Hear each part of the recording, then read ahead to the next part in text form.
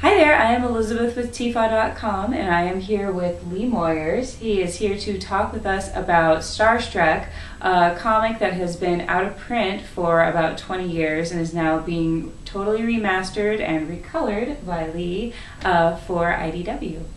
Absolutely. 20 years. 20 years ago, when it was published in black and white by Dark Horse, I wrote the introductions. And that's because I was one of the few people who could parse the black and white artwork. And before that, it was at Heavy Metal. Before that, it was a stage play. Mm-hmm. And after it was at Heavy Metal, it was at Marvel. And they had this line called the Epic line. I don't know exactly when that went away and was replaced by whatever the latest line is, Noir, I suppose. Mm-hmm. But I wrote Mike Kaluta a note saying, I love this comic, this is incredible. You're doing things I've never seen anyone do before. It's amazing, it's spectacular. Let me know if I can lend a hand. Mm-hmm. Mm-hmm. And that was 1985, and he was absolutely right not to respond to me in any way. So what was the play about?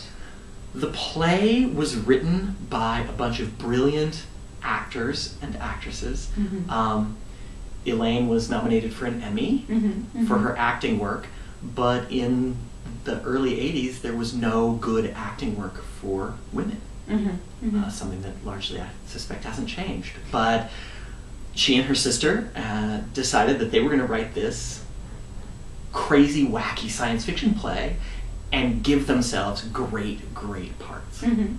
And they did. Mm-hmm. And the play it's absolutely hilarious. I saw it a couple of weeks ago in Big Sur, where it was performed as a benefit for Gene Colan, Okay. one of the greats. And it's funny, it's hilarious, and it was a play built around the idea of, let's make a play that's like a comic book. Mm-hmm. And I mean a really fun, wacky, out there science fiction comic book. Mm-hmm.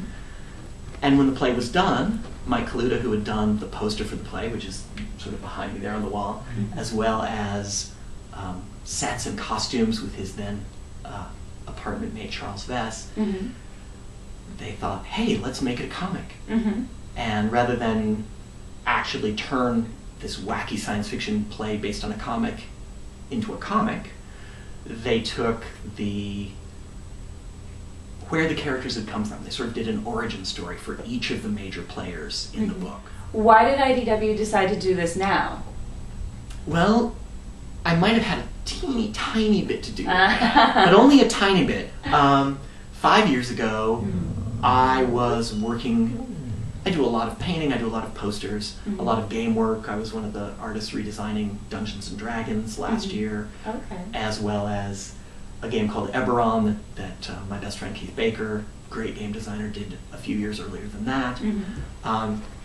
And I don't remember who I was working for 5 years back, but my wife was staying with Mike Kaluta in New York City, Mm-hmm.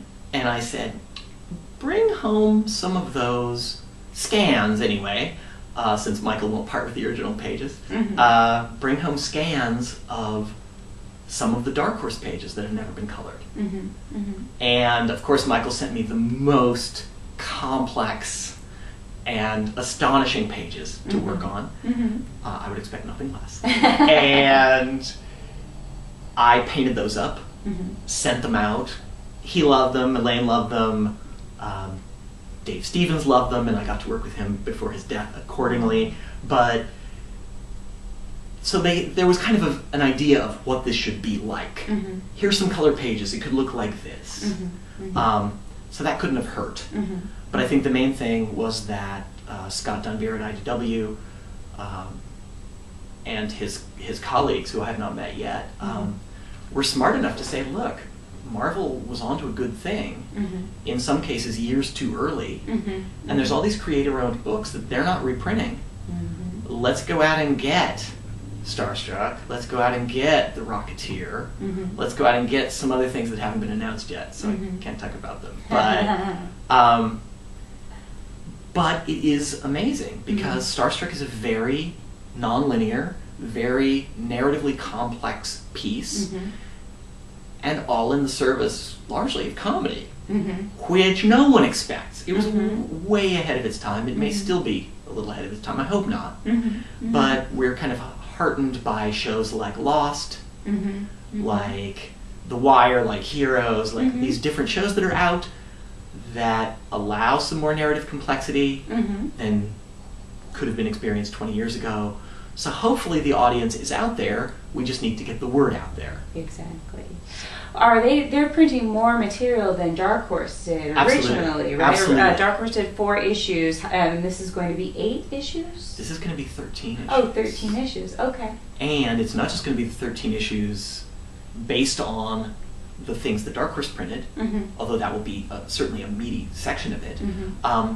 There are stories featuring the Galactic Girl Guides. One of the characters, Drusilla the Muscle, who's as big and dumb as a woman can come in the present of the comic. Mm-hmm. But we have flashbacks to her as a child Mm-hmm. and how she became this famous Hawk class girl guide. Mm-hmm. Mm-hmm. And anyone looking at it casually might think that, oh, they're Girl Scouts. Mhm. Why do I care about a comic about Girl Scouts? Mm-hmm. When in fact, a careful look at the Girl Guides will see that they are hearing all evil, speaking all evil, seeing all evil.